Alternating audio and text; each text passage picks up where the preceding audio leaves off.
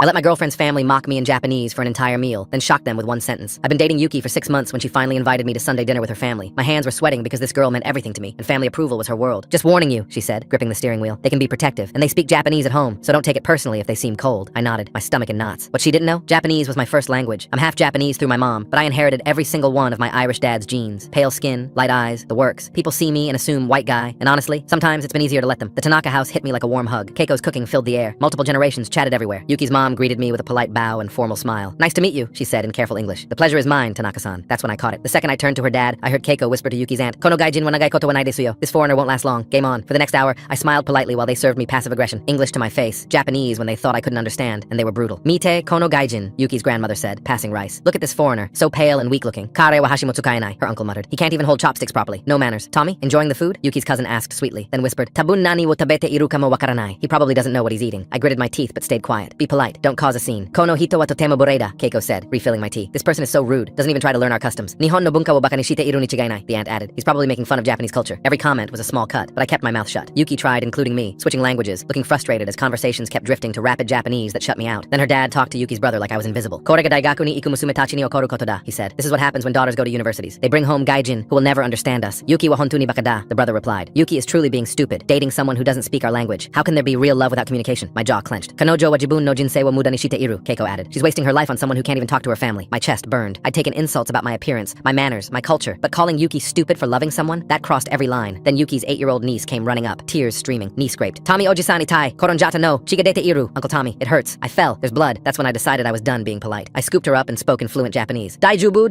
misete, taishipita koto nai kedo, kirei ni shu. Every conversation stopped. Chopsticks froze midair. I carried her to the kitchen, my voice carrying back as I cleaned her scrape. Obachan ga itsumo ite ita no, kazoku no kisu ga ichiban yoku naosute. The silence was deafening. When I returned, 15 pairs of eyes stared at me like I'd risen from the dead. Itsu kara nihongo wo hanashite iru no, her father whispered. I looked him straight in the eye. Umareta toki kara, since I was born. Keiko's face went white. Ya, kite ita no ka, then you heard. Zenbu, everything. I switched to perfect Japanese. I heard how I'm just another weak, pale gaijin with no manners, how I can't use chopsticks, how I'm making fun of your culture. But what hurt most was hearing you call the woman I love stupid for choosing me. Complete silence. My name is Jacob Yamamoto O'Connor. My mother is Yamamoto Michiko from Kyoto. I was raised speaking both languages, spent summers with my Obachan, and yes, I know authentic Japanese culture. Yuki's grandmother stood up, tears streaming. Tommy-kun, gomen nasai. I'm so sorry. I stayed quiet to show respect, I continued. Even when you talked about me like furniture, even when you questioned whether I could truly love Yuki, the little niece tugged my shirt. Tommy Oji-san, tell them about Obachan's garden. I looked around the table, then at Yuki, who was staring like she'd never seen me before. Maybe another time, I said softly. I kissed Yuki's forehead. I'm going home. You have family business to handle. 2 days later, her dad called. Jacob-kun, we owe you an apology. Come back this weekend. Keiko wants to make her Obachan's katsu. Only if you keep speaking Japanese. I'm dying to tell you about the time my Obachan chased door-to-door salesmen with a bamboo broom. That weekend, the niece introduced me as Tommy Oji-san, who speaks 2 languages and tells the best stories. Her grandmother cried when she realized my Japanese was more formal than her grandchildren's.